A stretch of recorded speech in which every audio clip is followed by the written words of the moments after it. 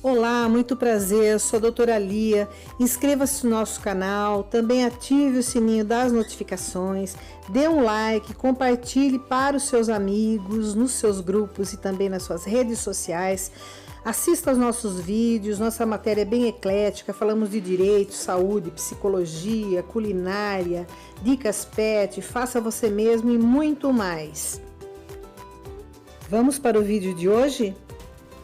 Olá, lindezas! Estou trazendo hoje para vocês os prints que eu havia prometido do Paulo e da Priscila, trocando mensagens pelo WhatsApp, assim que eles se conheceram pessoalmente na cidade de Cascavel, no Paraná. Antes disso, que também me pediram para colocar dois prints onde ele fala de feminismo, que feminismo é doença, né? Pessoas achando que ele realmente é misógino, porque vocês podem ver no vídeo que eu estou colocando aqui em cima do card, na análise do Instagram dele, os ataques, né, às mulheres e o que isso poderia significar. Muita gente me perguntando isso. Então, esses dois prints que vocês vão ver agora, eles são do Twitter. E eu não havia ido até lá para olhar, mas a maioria que tem lá repetem os que estão no Instagram. A não ser esses aí, né, com esses comentários que são diferentes, por isso eu trouxe para vocês. Mediante o vídeo que eu postei sobre narcisistas, psicopatas e sociopatas, a diferença, também estou colocando aqui no card, aqui em cima para vocês, me perguntaram, né? Ai, Paulo Bilinski, o que ele é, qual a classificação dele, né? Bom, vocês vão lá, vocês assistam, tá? Mas eu quero repetir uma coisa. Nem todo narcisista pode ser psicopata ou sociopata, mas todo sociopata e todo psicopata é narcisista, inclusive o transtorno narcisista na modalidade perverso. Então, vocês têm toda a liberdade de assistir ao vídeo, assistir os outros vídeos sobre o tema, que são 10 vídeos mais, né? E poder classificar, né, quem vocês quiserem. Quero novamente enfatizar que eu, doutora Lia, nunca acusei Paulo Francisco Muniz Bilinski de matar Priscila Delgado de Bairros. Nunca falei isso. Bom, o que eu trago aqui para vocês, quando coloco provas, quando coloco fotos de cena do crime, prints mesmo aqui, tudo isso aí é um material verdadeiro. Eu não trago nada falso, não trago nada de maneira ilegal, jamais. Não só porque sou advogada, porque tenho o meu caráter e os motivos meus de foro íntimo. Tanto que algumas fotos eu nem coloquei. Bom, quando falei que o irmão é menor, tal, apesar dele ter exposto na internet, eu poderia repetir, mas eu não fiz. Inclusive das pessoas que ele fez live junto, eu não coloquei, né, a imagem das pessoas. Eu tomo todo o cuidado para não ofender ninguém, tá bom?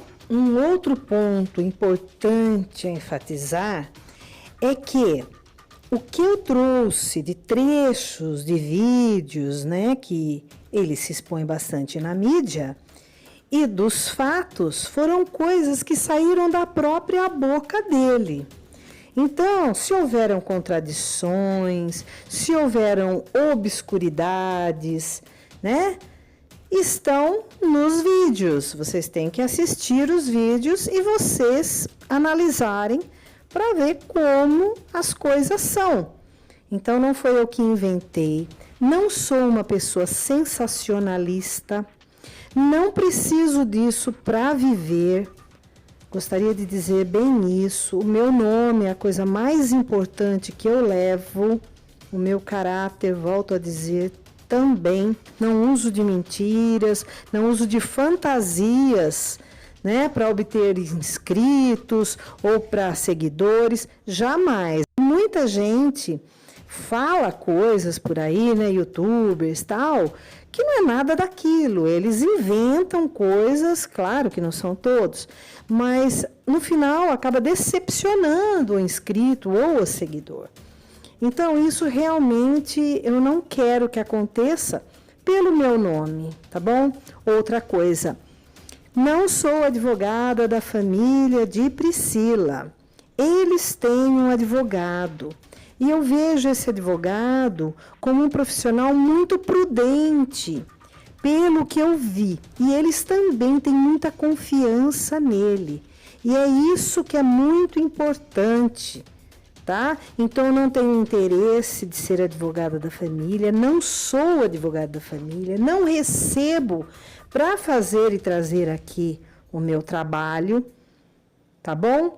E informações eu tenho mesmo. E são informações que podem ser provadas nos autos. Muitas delas estão lá. Eu jamais traria aqui uma prova ofertada por Paulo. Porque, na verdade, mesmo correndo sob segredo de justiça, o dono da prova é aquele que alega, certo? Então, se a família da Priscila tem as provas delas, é uma coisa. O Paulo tem as dele, é outra coisa. Então, as provas dele eu jamais traria para cá. Então, não estou praticando nada ilegal, tá bom? E também sou uma pessoa que não tenho medo, sabe? Porque antes de fazer alguma coisa, eu penso, eu raciocino, eu analiso, né? Para saber se eu realmente não vou também infringir a ética, né? E tudo aquilo que o profissional tem que ter. Então, nós vamos seguir esse caso com bastante responsabilidade. Qualquer novidade eu vou trazer para você a partir do momento que a gente tenha a prova de que aquilo é verdadeiro, tá? Então, veja bem, se você gosta desse tema, já deixa um gostei, compartilhe para os seus amigos nas suas redes sociais, inscreva se você não for inscrito ou inscrita e ative o sininho das notificações. Você vai receber todos os vídeos daqui para frente. E nunca consigo nada de maneira ilegal, até porque não vou me complicar em caso nenhum.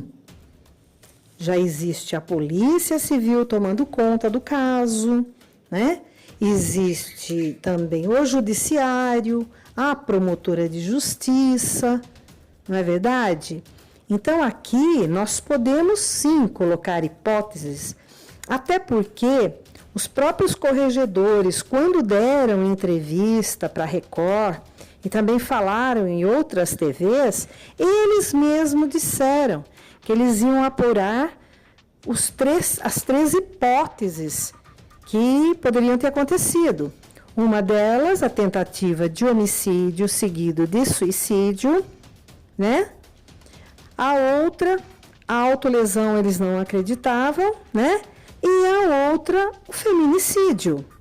Então, quando Paulo disse que ele só foi depor na condição de vítima, isso não procede. Tanto que eles recolheram todas as armas que estavam no apartamento dele para perícia. E acredito que é lógico, ele está afastado por motivo de saúde, mas agora ele já está voltando já com tudo, né? Dando aula, saindo, indo já em Atibaia e tudo, mas que com certeza ele vai ser afastado até a elucidação total do caso. Tanto que também foi dito pelos corregedores, e eu também coloquei um trecho num dos vídeos, onde eles dizem que seria instaurado também um processo administrativo disciplinar, né, em face de Paulo. Então, acredito que ele entregou o distintivo e também a arma usada na Polícia Civil, né? Que existe uma arma que todo profissional, todo policial tem, que pertence à corporação. Assim como a polícia está conjecturando, né, colocando aí suas hipóteses, nós também podemos fazer a mesma coisa e questionar. Todo mundo está questionando, em questão, olha, como a perícia está demorando, por quê? Muita gente me mandando comentário, e-mail, mas por quê? Por que está demorando? Será que vai acabar em pizza? Será que isso? Uns a favor dele, outros a favor dela, né? Fazendo assim aquela campanha, né? E as pessoas, cada um imaginando o que quer. Porque, na verdade, só existiam 3 pessoas no local, né? Era a Priscila, que infelizmente não está viva para dizer, o Paulo e Deus. Então, só essas 3 pessoas estavam presentes e podem dizer com certeza o que realmente aconteceu. Ou simular algumas coisas também, né? Então, vamos agora, sem mais delongas, partir direto para o armamento, o que ele tinha na casa dele. Então, noticia assim, o UOL. Entre as armas apreendidas no apartamento do delegado Paulo Bilinski, 33, na semana passada, a polícia citou no BO, boletim de ocorrência, um fuzil sem identificação. Ao todo, seriam 6 armas. Segundo a Secretaria de Segurança Pública, porém, a polícia errou, foram apreendidas 5 armas, além de acessórios de um fuzil sem identificação. Agora vamos colocar o boletim de ocorrência. É um boletim que ainda tem um adendo, tá? Nos outros vídeos, lá atrás. Bom, aqui aparece uma arma espingarda, tem número e está em nome de outra pessoa, Helenice Vaz Azevedo Corbucci. Depois aparece um fuzil sem número. Depois aparece uma arma metralhadora, tem número. Depois, embaixo, uma Glock, tem número. E um fuzil, que ali não dá para ver se tem número, tá? Pela foto aí, que essa foto foi da TV. Esta foto que vocês estão vendo aí, tá? E agora eu tô pondo uma setinha aí, olha, aparece mais alguma coisa ali, tá? Que não foi colocada no tapete, eu não sei se não coube, o que aconteceu. Foi o próprio Paulo quem tirou essa foto no dia que o padre o visitou para, eu não sei se foi almoçar ou jantar, tá? Na casa dele, eles tiraram foto, o padre tirou foto no meio com a Priscila de um lado e ele do outro, então ele conhecia bem Priscila, inclusive no dia também eles atiraram lá em Atibaia. Existe um vídeo curto que o Paulo mandou para a família, instruindo a Priscila de como atirar, tá? Se eles permitirem, eu vou poder trazer para vocês isso, apesar que ele já, num dos vídeos nossos lá, ele admite, ele fala com a imagem dele que Priscila atirou em Atibaia e atirou melhor que o padre, que é atirador. Ele afirmou, então vocês têm que ir lá assistir, tá?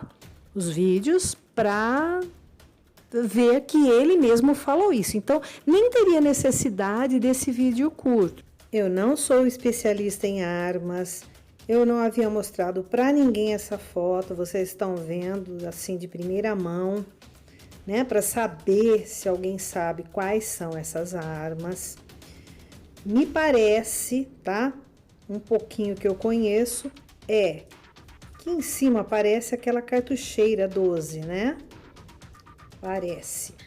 A de baixo é uma espingarda e parece que é uma mira ali potente, né? Para assim chegar o alvo. Mais abaixo parece um fuzil. Inclusive, você vê que todos eles estão municiados, ou pelo menos com os seus carregadores. Mais abaixo dele, aqui para o lado esquerdo, é uma metralhadora.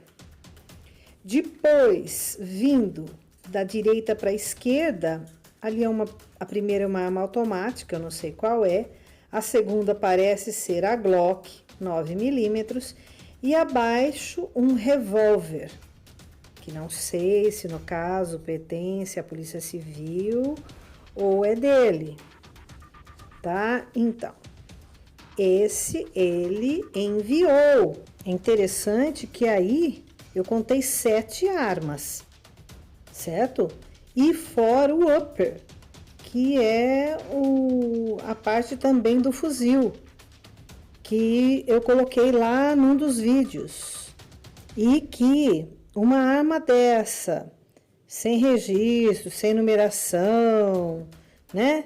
Que você vê ali no boletim que delas não tem numeração, é prisão imediata, em flagrante. Ele teria que ser preso, no caso, lá no hospital. E uma coisa pior, tá? É uma arma de uso do exército. Então, esse tipo de arma, a pena inicia com de 12 a 20 anos de prisão. Coloquei isso também no outro vídeo. Se é o caso dele, não sei, é vocês que estão vendo aí, tá? Como eu não sou especialista, eu não posso dizer. Olha, a lei que é para um é para todos. Veja bem, eu vou colocar aqui em cima no card um vídeo sobre o caso de Igor Ferreira da Silva, que foi delegado de polícia e era promotor de justiça do estado de São Paulo. Ele, além de ter sido indiciado no caso não chamava feminicídio ainda, pelo homicídio da esposa, ele também respondeu por porte ilegal de arma. Aí ele era um promotor de justiça. Vamos então agora ver o conteúdo das conversas do WhatsApp. Estávamos juntos várias vezes e eu fui afoita para te beijar e quando chegava perto eu freava? Eu lembrava que tu ainda não havia me beijado, então segurava meu impulso. E pôs ali um emoji de risadinha ela, né, Priscila? Aí ele respondeu: eu me senti muito à vontade com você, física e psicologicamente. Me senti confortável na sua presença. Tenho uma teoria sobre a parte física do relacionamento. Ela cresce com a intimidade, beijo, abraço, carinho, sexo.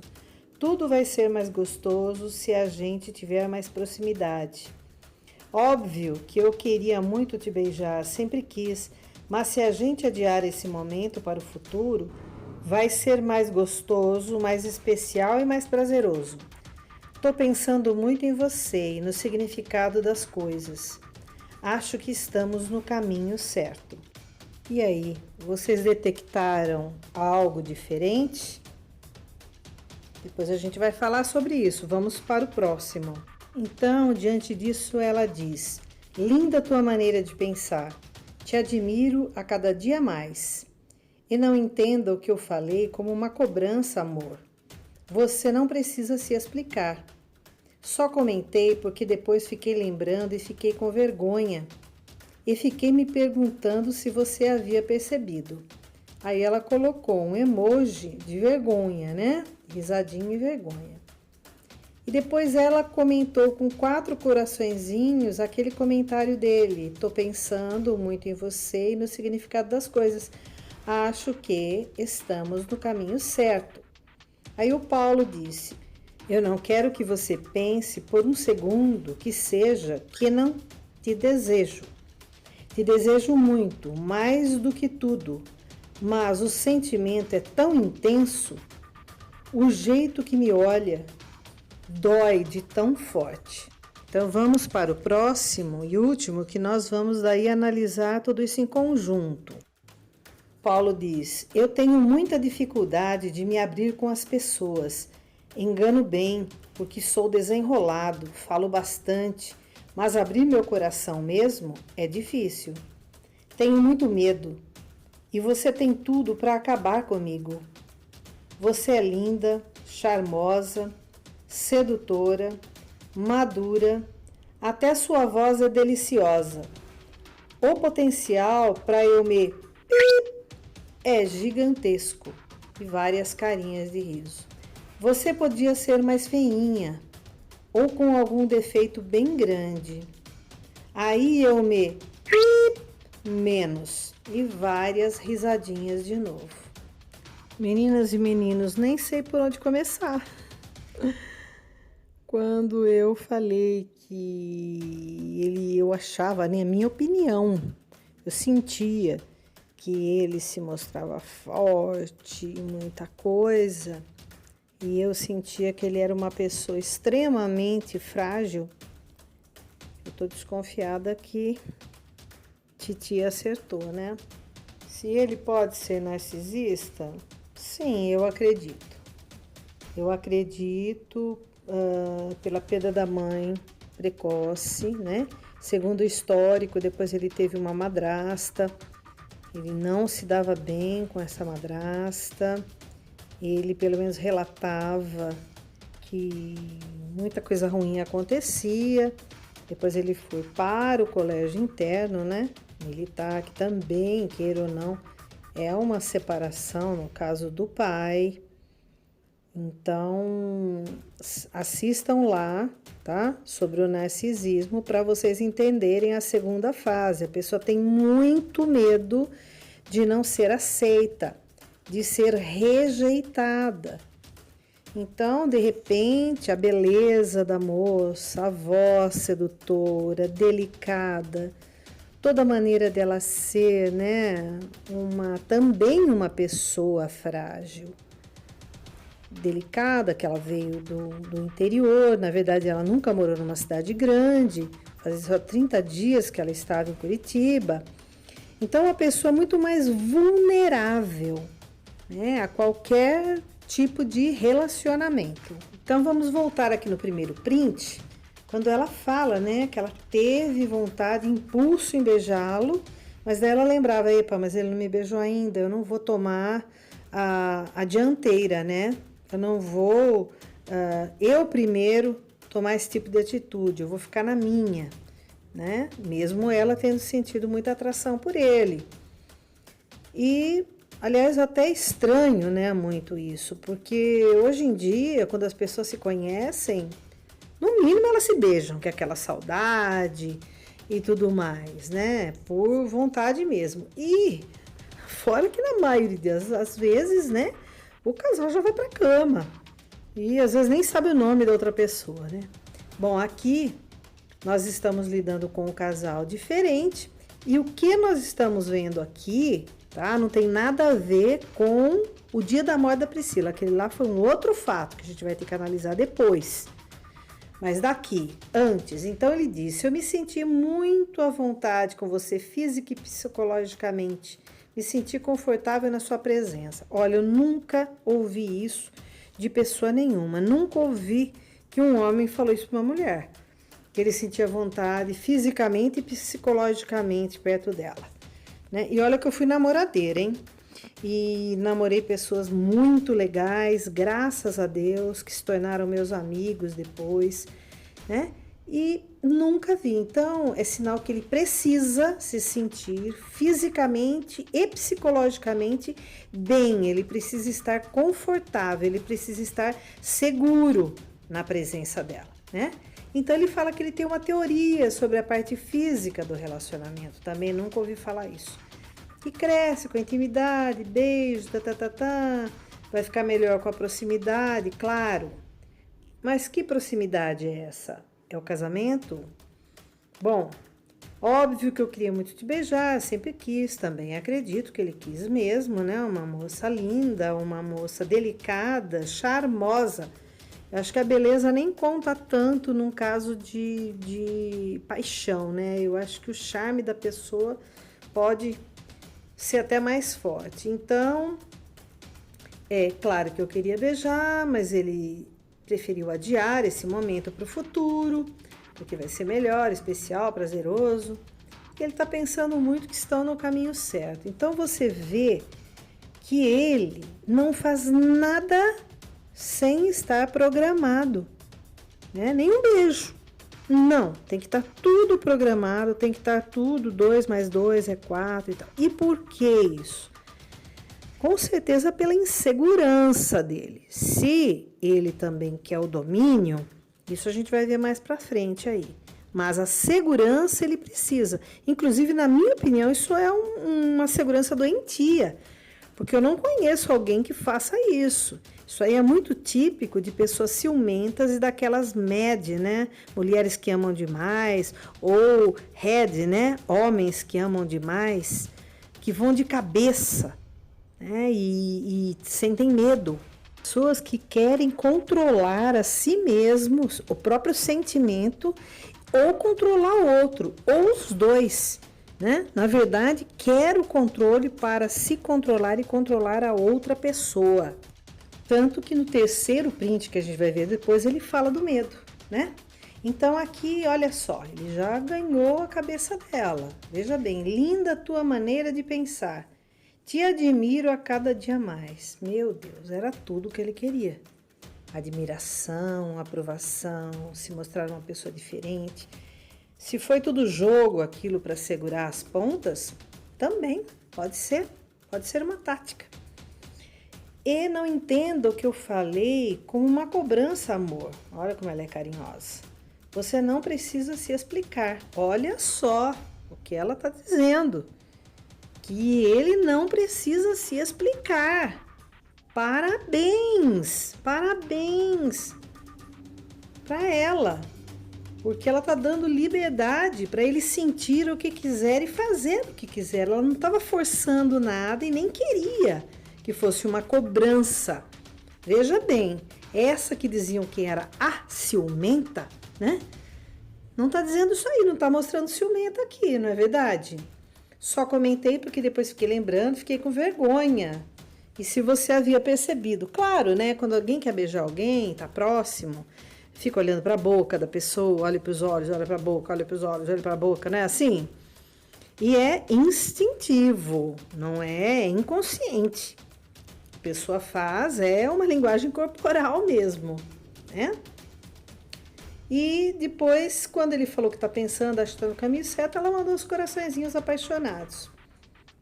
Aí ele falou, né, que ele também não quer que ela pense negativo em relação a ele, ou seja, não pensa por um segundo que eu não te desejo. Sim, eu desejo muito mais do que tudo. Olha lá. E ele conseguiu se controlar, hein? Mas o sentimento é tão intenso. Olha lá. Olha o que ele está falando aqui, que o sentimento é tão intenso. O jeito que me olha dói de tão forte. Então não foi à toa que o primo lá depois e falou também para a TV que os dois estavam apaixonados, que um ficava beijando o outro, que ficava abraçando, não se desgrudava, não é? Um estava aqui, outro estava ali, se pegando muito, quer dizer, né? Abraçando, pegando na mão e tal. Então, o que aconteceu naquele dia? Eu vou fazer uma pergunta já. Será que existiu essa conversa sexual com outra pessoa? Eu não estou mais acreditando nisso. Eu não acho que isso aconteceu, sinceramente. É uma opinião, é um achismo, tá? Não estou afirmando que isso não aconteceu, mas estou acreditando que isso não aconteceu. Ele nem tinha o porquê, ele estava muito apaixonado, até o olhar dela doía. Bom, ela tinha um olhar maravilhoso mesmo, né? Uns olhos como o céu, né? Um pedacinho do céu, lindos olhos dela, parece os olhos da minha mãe. Infelizmente não puxei, tá? Puxei os olhos do pai. Mas então, não tinha porquê. Ele, ainda mais que tinham ido até o cartório, e tinham mesmo, porque ele mandou também para a família a foto deles no cartório, tá? Tirando os papéis, porque ele gostava muito de fotografar. Ele fotografava a Priscila fazendo comida no fogão. Ele fotografava a Priscila limpando as coisas que ela falou que estava limpando, estava tirando do lugar. Então, tudo ele mandava. A própria Priscila não mandava para a mãe todas as fotos assim ou para a família. E ele mandava. O fato interessante é que ele não chegou a conhecer os pais da Priscila pessoalmente, né? Ele ia conhecer naquele final de semana. E ele já perguntou para a parente da Priscila, quando estavam jantando tal, em Curitiba, como era a mãe da Priscila. Ele já quis saber como era a mãe. Ela falou, ela é muito certa, ela é brava, ela é muito justa, tal. Bom, aí o que ele começou a fazer? Mandar as fotos, chamar de sogrinha, que vocês já viram. Ela mesma falou lá na TV que nunca tinha sido tão bem tratada por um genro. Aliás, ela só teve 2 outros namorados. Então, ela achou que realmente podia ser o homem da vida da filha dela, né? O genro, mais um filho para a família, né? Agora, olhando esse terceiro, aqui parece que revela mais, né? Eu tenho muita dificuldade de me abrir com as pessoas. Engano bem, porque sou desenrolado, falo bastante, mas abrir meu coração mesmo é difícil. Bom, eu preciso falar mais alguma coisa para vocês em relação a isso? Acho que não, né? Nem por uma pessoa ser eloquente, uma pessoa ser falante, ela pode falar de um monte de assunto, mas falar lá do interior dela, ela não fala. E por quê? Por que essa trava? Por que esse medo? Esse medo de se tornar vulnerável perante as pessoas, de se tornar frágil? Só mostrando que é forte, que vence, que vai. Isso é bom para uma pessoa? Isso é péssimo para uma pessoa. Péssimo. Porque a pessoa, ela não tem que querer ser perfeita, porque não existe. Não existe ninguém perfeito. Teve um vídeo que foi perguntado, né, para o genitor dele, qual o defeito dele. Ele disse, não, ele não tem defeito. Na minha opinião, isso é tão ruim, porque veja, os filhos, eles não são robôs. Eles têm defeitos. Nós temos que ter defeitos. Nós precisamos da escuridão para conhecer a luz. Não é? Entenda do que eu quero dizer aí de escuridão, tá? De alguma coisa negativa na vida, até quando nós respiramos. A gente só respira porque dentro do nosso pulmão entra gás carbônico. Porque o gás carbônico é que impulsiona o pulmão e o diafragma para funcionarem e nós puxarmos o ar, o corpo sabe a hora que precisa respirar para renovar, para oxigenar o sangue. Veja bem. Então, e quem nos criou foi Deus perfeito. Então, não existe ninguém perfeito. As pessoas têm que conhecer seus próprios defeitos. E existem alguns defeitos que eles precisam existir. Não é? Então, nada melhor que o autoconhecimento. A gente saber o que está de errado com a gente ou o que é nocivo. Porque muitas vezes algumas coisas não são nocivas. Até, por exemplo, uma pessoa que tem toque. Eu tenho toque, tá? Isso aí é do cérebro. Então, o que acontece? Existe tratamento? Existe. Mas tem que se pensar em primeira coisa, que é o funcionamento do cérebro. Não é a pessoa que quer ser assim. E aí, o que acontece? O que o profissional, o psiquiatra, o terapeuta pergunta, isso está te atrapalhando? Você demora, você fica voltando para fechar a janela, fechar a porta, você vai verificar 20 vezes a mesma coisa? Não. Então, não está sendo nocivo. Você entende? Tudo o que pode parecer negativo não é tão mal assim. O fato de exigirmos de uma criança, ou de alguém, ou de nós mesmos em excesso, isso faz muito mal. Porque vai gerar uma frustração.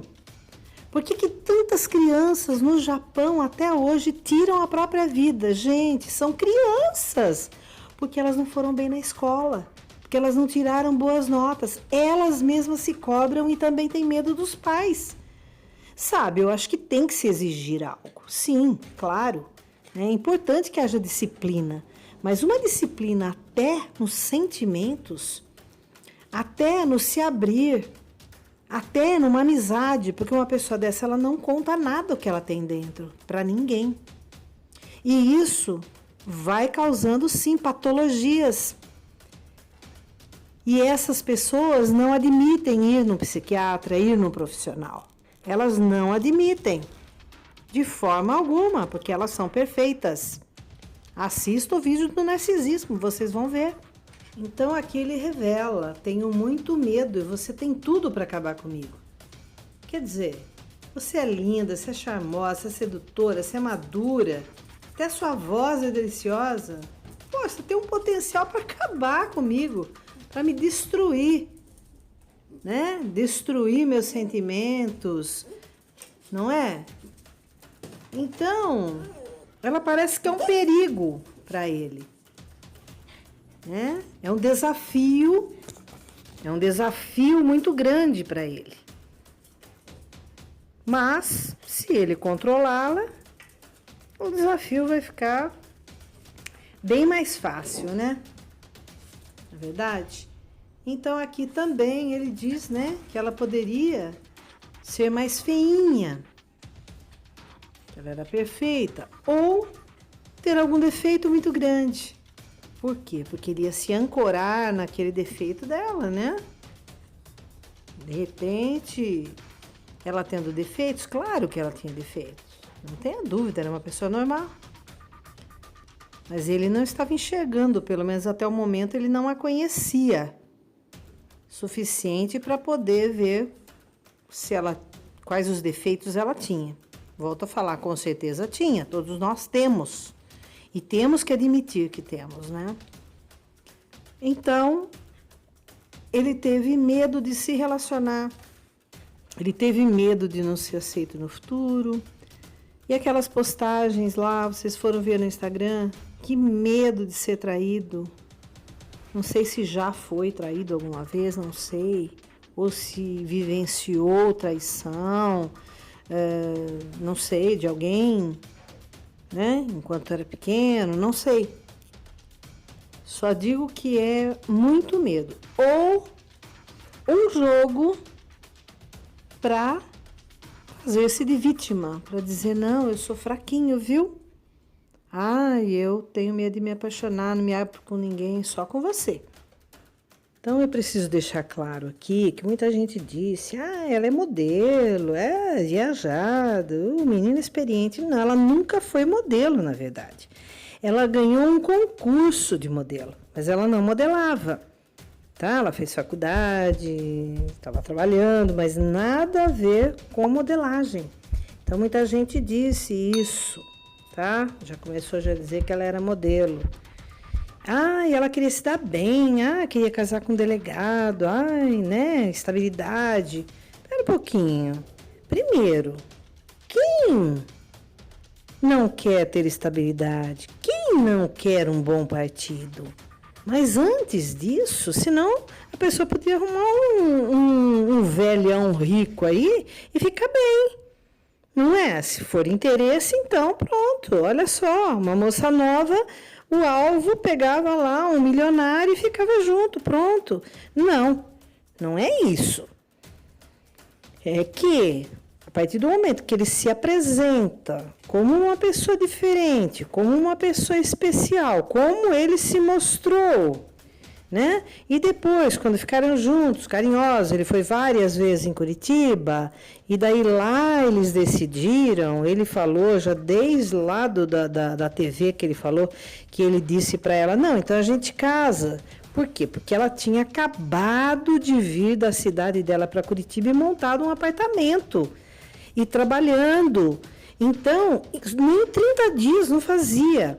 Quer dizer, ela começou a pagar aluguel, tinha contrato de aluguel, um monte de coisas. Para sair de lá para ir morar com ele, ela não queria um momento de experiência, um test drive, né? Eles poderiam continuar namorando, ele indo para Curitiba, mas ele queria ir perto dele, né? Por paixão, por amor, por tudo que estava sentindo. Então, ela não queria ter a experiência de repente, estar junto tanto tempo, como ela namorou também uma pessoa há muito tempo, e depois não realizar o seu sonho, que seria o casamento. E sonhar e querer estar bem e querer crescer, não tem mal nenhum, não tem interesse. Interesseira, para com isso, sabe? Se ela tivesse o alvo de dinheiro, de estar bem, ela poderia procurar outra pessoa. Veja bem, ela demorou quase 27 anos para sair da cidade dela, de uma cidadezinha pequenininha do interior do Rio Grande do Sul, para ir para Curitiba. Então, de repente, ela estava começando o sonho dela e conheceu uma pessoa e veio, como disse bem a promotora, ela veio para o estado de São Paulo para constituir família. Ela não veio para passar por uma tragédia dessa e morrer. Bem a promotora disse isso. Vocês viram no vídeo que eu fiz. Ela não veio para acontecer as coisas que aconteceram, se é que aconteceram daquela maneira, tá? Que eu tenho muitas dúvidas. E agora eu vou passar para o momento das dúvidas. Paulo mesmo chegou a dizer que eles nunca brigaram, nunca discutiram, né? Fazia alguns meses que estavam juntos e ela estava na casa dele praticamente um mês. Então nunca discutiram, nunca brigaram. Ela deixou o apartamento do jeito que ela queria, ele não achou ruim. Ele mesmo fala, né? A maneira que ela é madura. Então, uma mulher madura, ela não mata por ciúme. Ela pode ser ciumenta, mas não a ponto de matar ninguém. Quais são as minhas dúvidas? Se eles estavam se amando tanto, o que aconteceu? A minha pergunta: o que a Juliana quis dizer para o Paulo nas mensagens do WhatsApp que estão no processo, que vocês sabem disso, quando ela perguntou e disse: cadê as armas? Ele falou: estão comigo, tá. E depois ela disse: cuidado para ela não gravar. Ela não gravar o quê? O que Priscila poderia saber dele que poderia comprometê-lo? Para ela dizer: cuidado para ela não gravar. Tenho uma segunda pergunta. Se ele disse a Juliana que ele tinha medo que ela fizesse alguma coisa, pelo que ele disse ali, alguma coisa contra a vida dela mesmo, porque ele havia terminado com ela. Por que foi encontrado uma arma perigosa em cima do sofá e várias armas em cima da cama? E ele disse, né, que foi tomar banho. Também não sei se é verdadeira essa versão, porque, segundo consta, o banheiro e a toalha estavam secos. E tinham respingos de sangue ali, vocês viram, né, na foto do vídeo anterior. Diz uma coisa: por que ele não trancou o quarto às 7 chaves enquanto foi tomar banho? Se ele tinha medo que ela fizesse algo contra ela mesmo, que, segundo a família, ela nunca se manifestou sobre isso, jamais ela se manifestou sobre vontade de tirar a própria vida, nada disso. Será que ele disse algo para ela e ela, de repente, falou alguma coisa assim? Porque isso aí é o crime do 122. 121 é homicídio, 122 é instigação ao suicídio e auxílio. Aí eles perguntam: será que ele esperava que ela fizesse isso à noite e isso não aconteceu? E por que eu estou dizendo tudo isso? Olha, veja bem. A Priscila tinha uma parente que era como irmã dela, porque ela não tinha irmã mulher. E essa parente também não tinha irmã mulher. Elas tinham praticamente a mesma idade e amigas desde criança, inclusive. Uma das fotos que eu coloquei no tributo à Priscila, que eu estou colocando no card aqui em cima, a prima quem está com ela, que é essa parente. Vejam bem, se ela conversava com a prima, sobretudo vocês, que são mulheres, os homens não são tão assim, mas as mulheres, a gente sempre tem uma confidente. Imagina uma prima de infância, né? Aquela coisa assim, direto, grudado uma na outra. Então, como irmãs, conta, né? Inclusive, não estou dizendo de onde veio, mas esses prints foram enviados para alguém de muita confiança, vocês não acham? Mostrando que estava feliz Não que ela falasse cada passo da vida dela, não é isso. Mas que estava feliz. Ela também, de repente, tinha insegurança em relação a esse casamento, essa coisa que foi tão rápida. Então, nada mais do que se aconselhar com alguém que nos ama, né? E que é de confiança. Então, eu pergunto a vocês, a partir do momento que ela tivesse visto essas imagens no celular, seja do computador, que a gente sabe é celular, que eu não estou mais acreditando nisso, tá? Estou mudando o meu modo de ver a coisa. Se ela visse, e ela dormiu no quarto de hóspedes, que inclusive depois a perícia na foto aparece a colcha da cama do quarto de hóspedes perfeita, não tem uma ruguinha, parece que ninguém dormiu ali. A partir do momento que ela tinha condições de falar com as pessoas de confiança da família dela, por que ela não falou à noite? Olha, gente, é o seguinte, o Paulo tá me mandando embora. Eu não sei o que eu faço, tô desesperada, tô nervosa. Ai, e agora? Eu tenho que retomar minha vida, né? Vou voltar tudo de novo, pegar apartamento, tudo. Nossa, o que eu vou fazer? Será que dá tempo de tudo, de arrumar de novo? Ué, olha, eu tô indo amanhã embora. Eu vou ver aí o voo e vou amanhã. Se preparem que vocês vão aí me encontrar. Não, ela simplesmente, a noite inteira, ela não conversou com ninguém, nem no outro dia de manhã. E lembre-se que o vizinho disse, eu coloquei no último vídeo, que ele não escutou vozes femininas lá. E ainda digo mais, foi questionada, a Juliana questionou o Paulo no dia 20 de manhã, eles conversaram à noite, depois do dia 20 de manhã, perguntando se ela estava calma. Ele falou, não, está desesperada. Então, será que ela dormiu? Se isso aconteceu no dia 19, ela nem teria dormido até o dia 20, porque já estava tudo programado para se casarem dentro de 5 dias. Inclusive, eles iam casar no cartório e depois eles iam, sim, ter um casamento religioso também.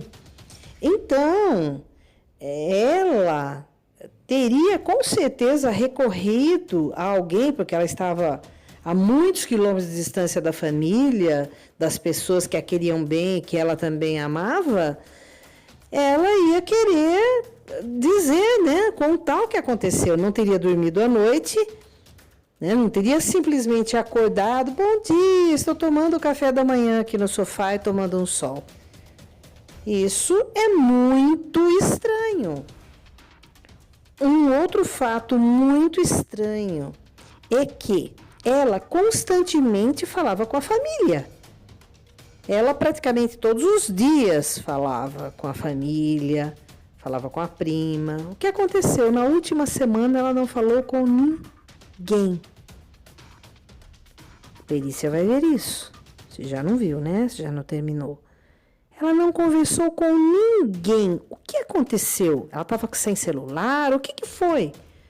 A mãe ligava, isso antes dessa uma semana, a mãe ligava, às vezes ela falava assim, não posso atender agora, depois eu te ligo, tá, tal.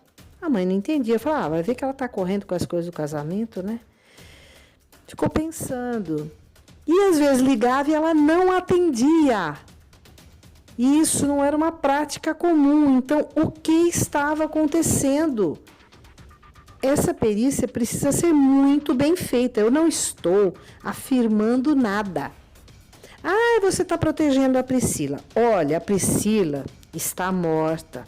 Ela não tem mais voz. Então, quem tem que ter voz é a família, é as pessoas que podem indagar, né? Criar hipóteses do que pode ter acontecido. Então perguntam, por que a perícia está demorando? É muita coisa. É muita coisa. Também aconteceram os fatos estranhos esses dias. Por enquanto, eu não posso contar para vocês, mas quando eu puder, eu vou contar. Em relação ao WhatsApp da Priscila, que está nos celulares dos parentes. O que aconteceu? Tem outro ponto de interrogação aí. Que a promotora Com certeza, se tiver conhecimento, vai indagar. Porque é importante isso. É muito importante. Ninguém está querendo incriminar o Paulo. Ah, vou achar o culpado, foi ele. Não, mas também muita gente que quer escorraçar Priscila não sabe o que realmente aconteceu ali. Que, sinceramente, eu não acredito. Eu posso ter a minha opinião. Eu não acredito mais que houve uma conversa de cunho sexual. Até porque a Juliana trabalha com ele lá em Itatiba. E aí, que eles poderiam ter reatado muito antes. Não teria problema de aparecer a Priscila agora. Vocês entendem isso? Eu não estou dizendo que Juliana estava disponível para o Paulo. Não é isso. Não é. Ela trabalha com ele. Se acaso eles tivessem que reatar, não seria ali. Às vezes eu fico pensando, será que tudo isso foi um álibi? Falar com a Juliana, falar com o padre, montar alguma coisa? Gente, não sei. Hipóteses. O que deve ter acontecido? Porque, olha, tem que ter acontecido uma coisa muito grave. Muito grave. Por isso, eu gostaria de saber a principal pergunta. O que a Priscila não podia gravar? Isso quer dizer que comprometeria o Paulo. Em quê? Ele se sentiu acuado em alguma situação? Porque ninguém ouviu briga, nem na noite anterior e nada. O vizinho não ouviu nada, é vizinho de parede. Então, aí vai ficar a minha pergunta, vai ficar a minha indignação. Não sei, não adianta vocês perguntarem para mim o que vai dar a perícia. Eu espero que seja muito justa, que seja tudo muito justo, muito certo. Se Paulo não tem nada a ver com o acontecido, que Deus o abençoe e que lhe dê um futuro maravilhoso. Também gostaria de falar para vocês o seguinte, eu indago por quê, e as pessoas também, por que Paulo não chora, Paulo não fala na Priscila. Naquele vídeo nós colocamos ele tirando sarro, né, com a Glock, falando, por que você vai desfazer da Glock? Não, não vou. Tá no vídeo lá também. Não vou. Imagina, funcionou tão bem e riu. Né? E riu, depois passou a mão no nariz, assim, né? Como que se fechando a face, né? Você entende? Como uma piada. Também muita gente comentando como que ele consegue morar no mesmo apartamento que tudo aconteceu, né? Ainda mais depois das pessoas que viram aquelas poças de sangue lá. Como, né? E aí? Aí vão me perguntar, será que ele é psicopata? Porque o psicopata não sente. Por uma questão funcional do cérebro dele. Não sei se ele é psicopata. Sugiram aí uma ressonância dinâmica para ele, para ver? Tem como, né? O que será que pode ter acontecido? Aí me perguntaram, será que ele foi descoberto em alguma coisa por ela, visto que ela fez uma limpeza profunda no apartamento, jogou documentos fora que não precisavam mais, papéis, né? Ela fala naquela gravação que colocou muita coisa fora e ele se sentiu vulnerável e ele sentiu perigo, né? E de repente ele montou uma situação, gente, eu não tenho como responder. Quem tem que responder isso é a perícia técnica, são os corregedores, a promotora, o juiz. E eu, sinceramente, espero que ele esteja dizendo a verdade. Eu, sinceramente, espero. Seria bem mais fácil, sabe? para todo mundo. Não é fácil para a família dela, é claro. Mas eu acredito que seria uma situação mais fácil. Mas está difícil, hein? Perante as fotos, perante as provas, está muito difícil. Então, volto a dizer, não estou acusando ninguém, mas são perguntas que não podem calar, são fatos que não batem, que não são congruentes, né? Então, volto a dizer que Deus abençoe a todos. Eu me compadeço da família, sim. Que Deus abençoe a família dela, que dê conforto necessário e para a gente também, viu? Porque é muita gente indignada. Beijo. Obrigada por assistir, fiquem com Deus e tchau, tchau!